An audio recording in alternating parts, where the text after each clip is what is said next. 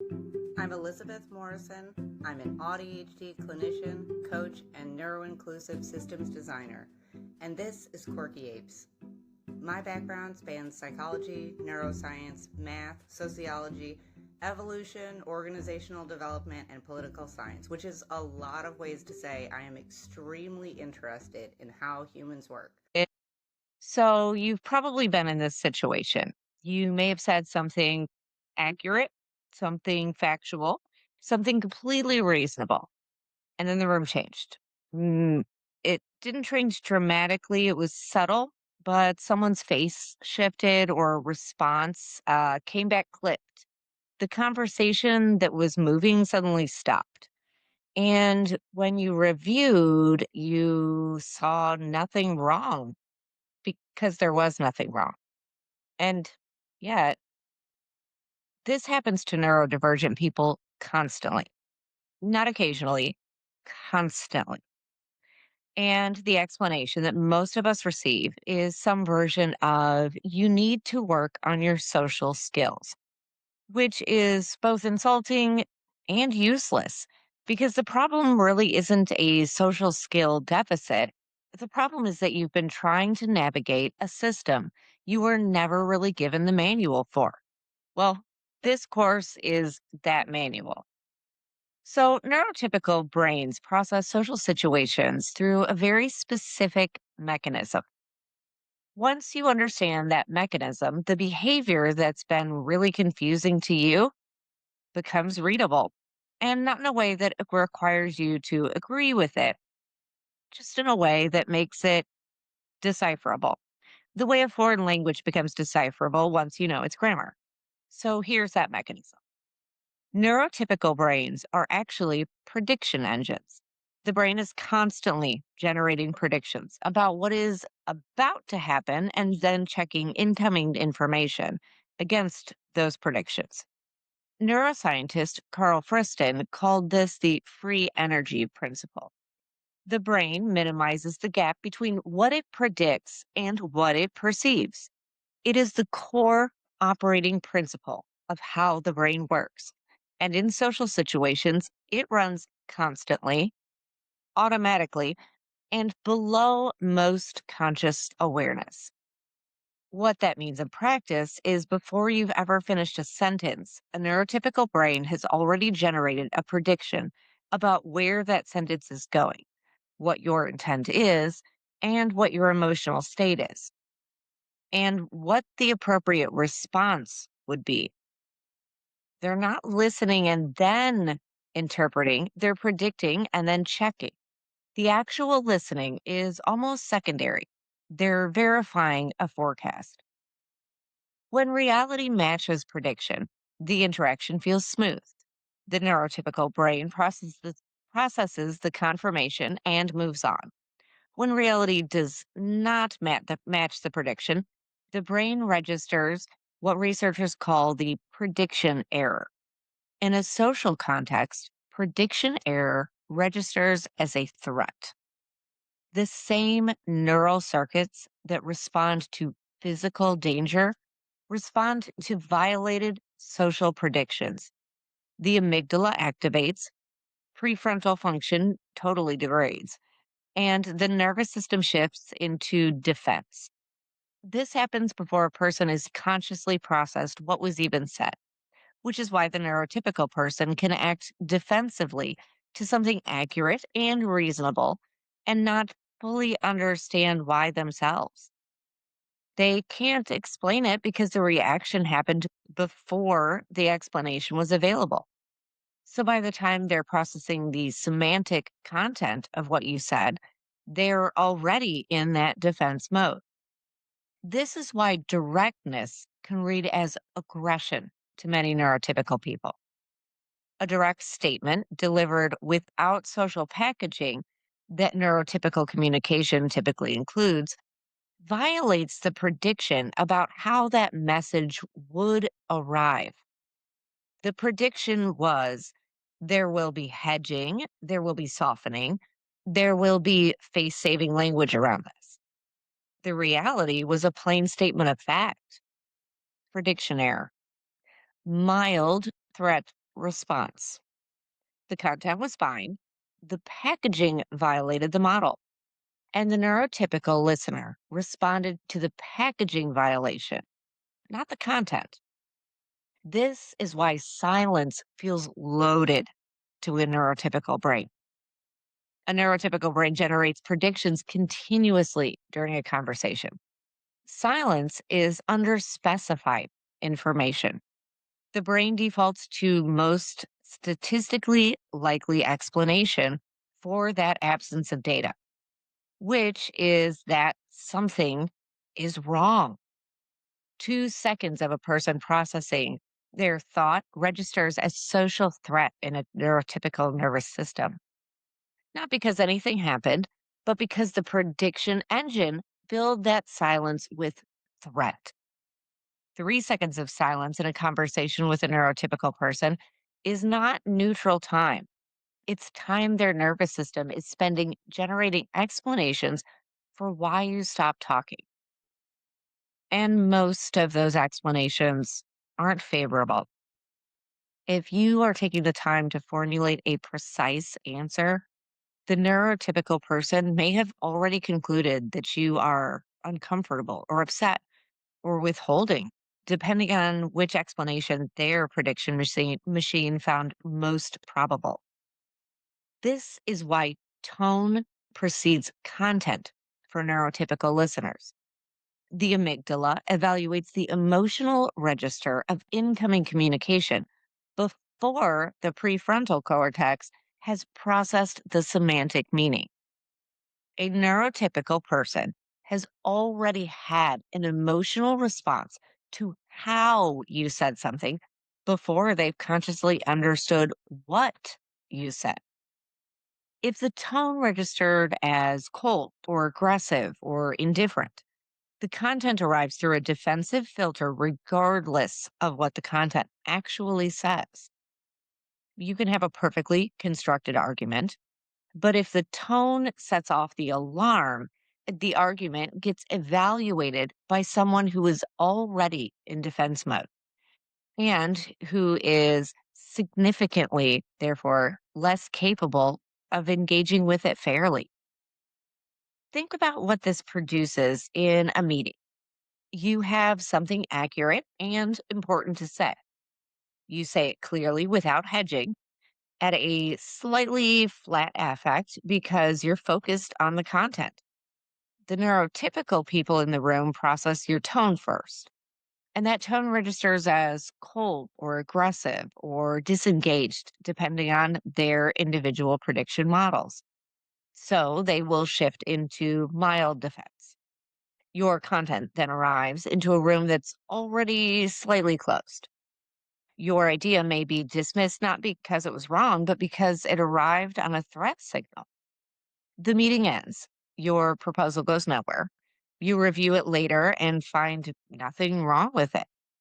There was nothing wrong with it. The content was fine. The problem was the signal. None of this is conscious, though. Most neurotypical people could not tell you that this is happening. They experience it as something felt off. I wasn't really sure why I felt uncomfortable. I didn't find this person trustworthy. What was actually happening was a threat cascade triggered by violated predictions. Your brain may work differently. Neurodivergent brains don't run on the same predictive priors in social situations. Research by Pelicano and Burr describes autistic perception as involving higher weighting on incoming sensory data relative to prior predictions. So the world arrives with more signal rather than being filtered through prediction. You notice more. You might catch details that get filtered out by people running heavy predictive processing. You're not doing this wrong, you're doing this through different architecture. This architecture has real advantages as well. Bottom up processing and starting from the data rather than from the prediction about the data is often more accurate in many respects. You're less likely to miss something because it didn't fit into your model. You're less likely to interpret ambiguous data through a lens of prior expectation. In many technical, analytical, and creative domains, this is a significant asset. In social situations, the disadvantage is speed and fluency. Building social meaning from detail accumulation takes a lot longer than confirming a prediction. This means that in real time social interactions, you might be processing at a very different pace than a neurotypical person around you. While they're checking data against models, you're assembling meaning from evidence.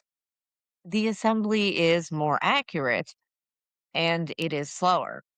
In the meantime, that neurotypical brain around you is drawing conclusions from the gaps in your processing that may not be accurate, but are absolutely felt as real.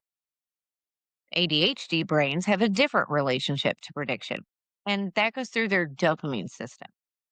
Dopamine functions as a prediction error signal.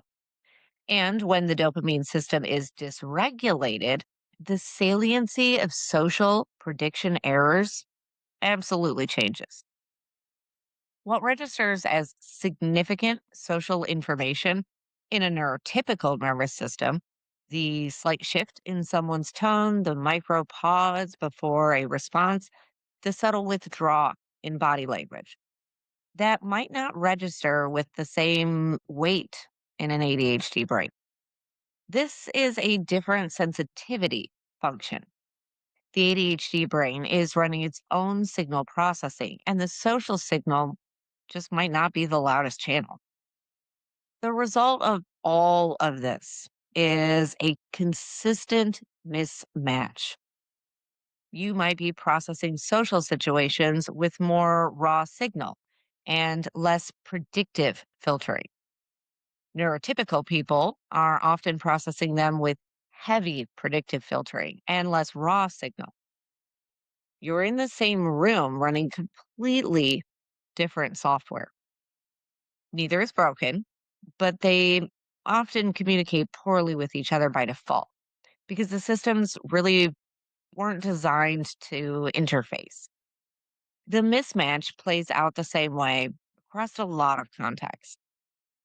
A neurotypical person gives you an underspecified answer, like, I'll think about it. You take it at face value. They will think about it.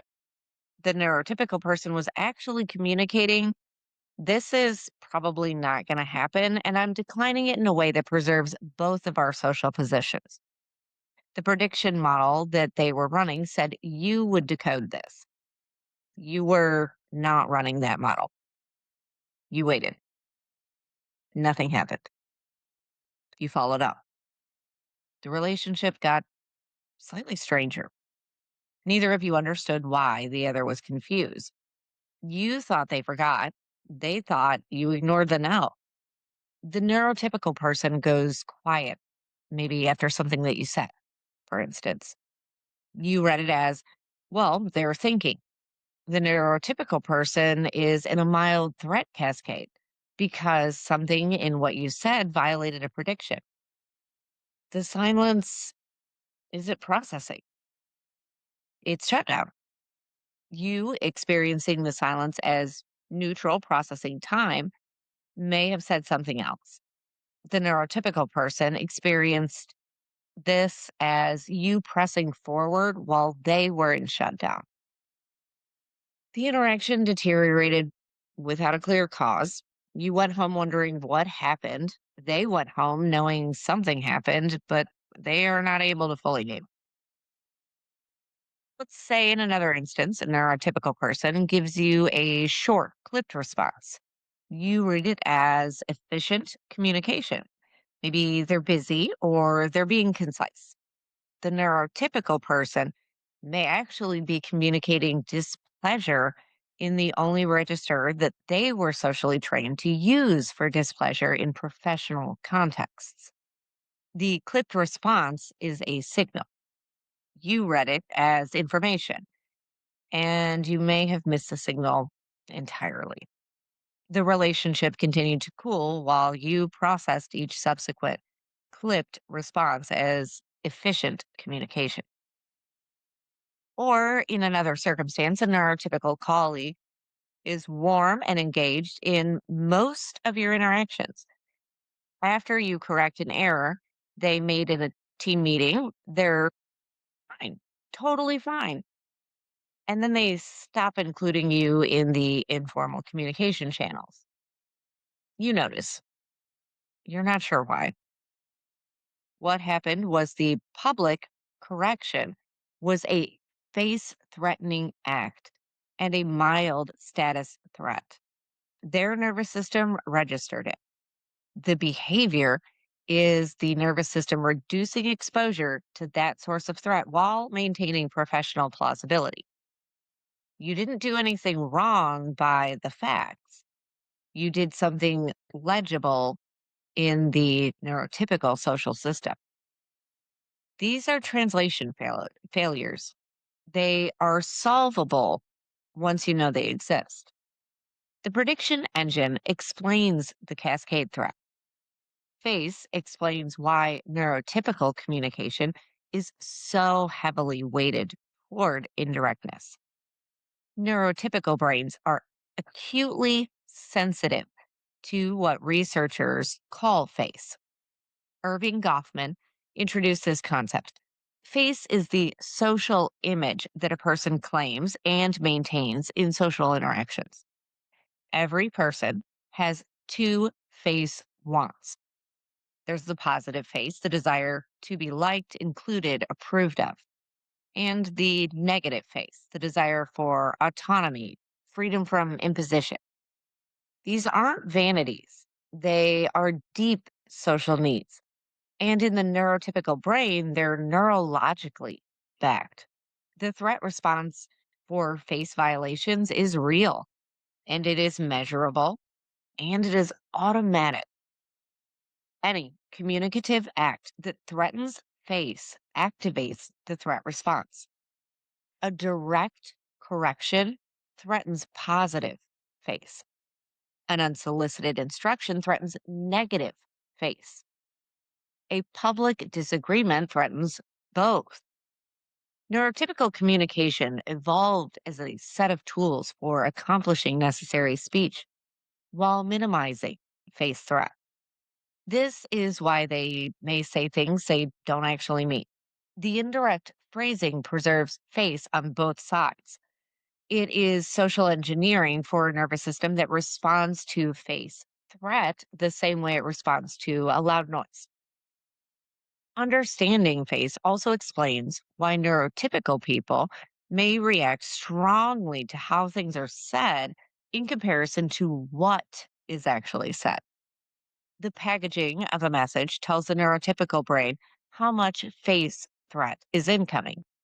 Softening language, hedging, and acknowledgement signal that I am managing your face. I am aware of your social image and I'm taking care of it. Absent those signals, the nervous system fills in the blanks with threat. This is why the same piece of information delivered directly and delivered with packaging produces completely different responses. The information was identical, but the face management signaling changed the threat level. And the neurotypical nervous system responded to the threat level first. There is a second thing face explains why neurotypical people sometimes get more upset about minor social violations than the situation seems to warrant. Because from there inside, the face threat was real. Being corrected in front of others is not a minor event in neurotypical social neurology. It is a genuine threat event that activates real defense mechanisms. The disproportion you observe is the disproportion between how the content reads to you and how the social event reads to their nervous system. The status system is the third piece. Neurotypical social environments are organized around relative status, continuously and mostly unconsciously. David Rock's SCARF model identifies 5 domains which the neurotypical brains monitor as status relevant information at all times. Status is relative importance. Certainty is the ability to predict. Autonomy is that sense of control. Relatedness is safety with others. And fairness is equitable treatment.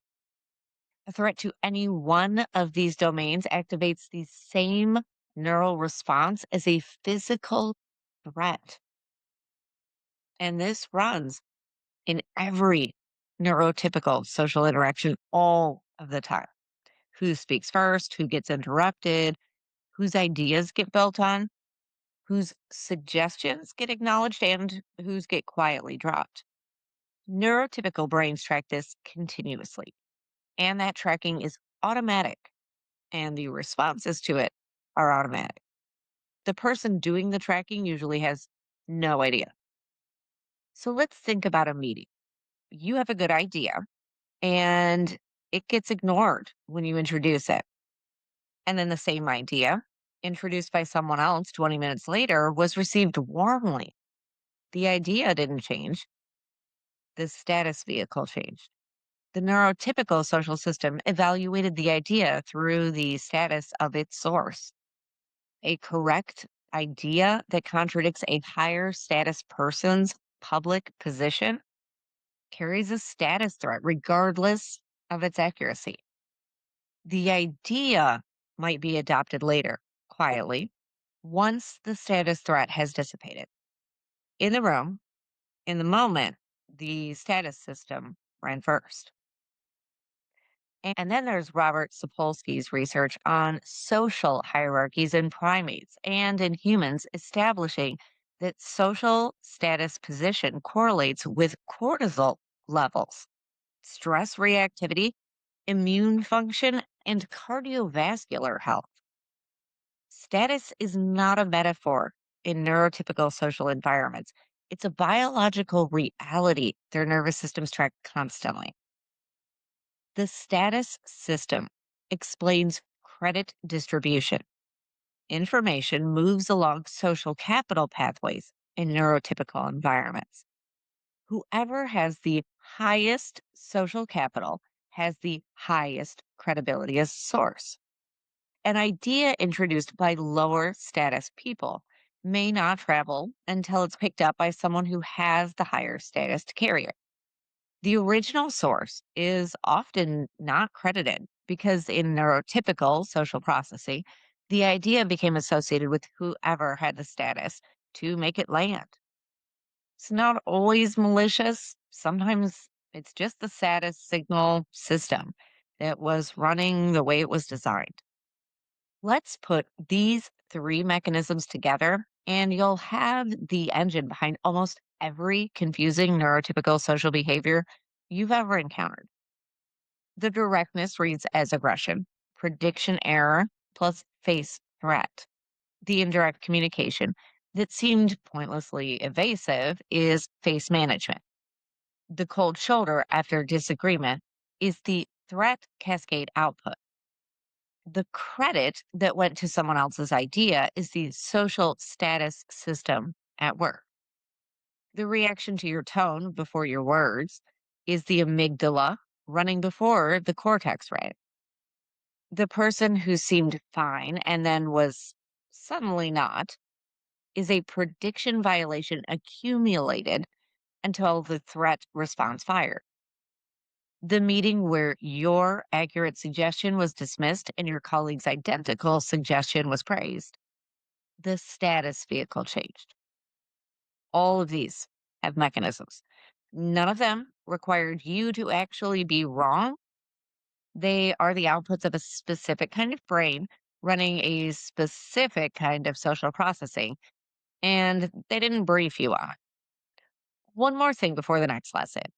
Understanding these mechanisms doesn't require you to endorse them, to find them reasonable, or to adapt them in every situation.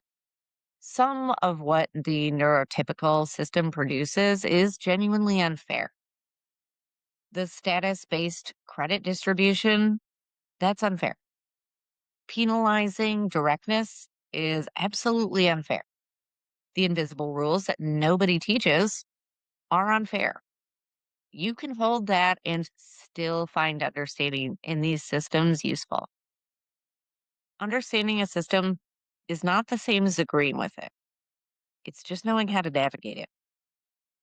The one situation where your processing architecture is most directly valuable and most frequently underused might be technical and analytical contexts, where the accuracy of the signal matters more than the speed of the social processing. In these contexts, the bottom up architecture that neurotypical social processing makes harder is an asset.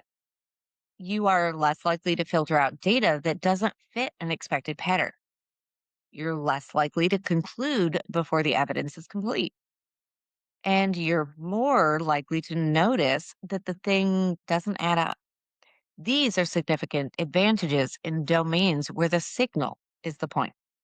The manual you now have does not change your architecture, but it can add a translation layer. The architecture remains yours. The next 5 lessons take each of these mechanisms apart, and we look at them in situations where they produce the most friction. Indirect communication, status, conflict, the invisible rules, and in the workplace. Each one has a specific, learnable feature, and none of them require you to be someone else. You needed the manual, now you have it. And let's make this concrete with a few specific situations you may have encountered. The job interview. You are being evaluated. You know your material. Your answers are accurate to the questions and complete. The interviewers thank you warmly. You did not get the job. What happened? Job interviews are highly loaded neurotypical prediction environments. The interviewers are constantly running predictions about fit, culture, working alongside you in relationships. They're evaluating your qualifications. So your answers were not only evaluated for content, but also for packaging. Did the answers arrive with the right amount of conversational warmth? Did you perform curiosity about the interviewers as people? Did you fill the social pauses with appropriate reciprocal disclosure about yourself beyond what the question asked? Did your affect convey enthusiasm in the register that they were reading?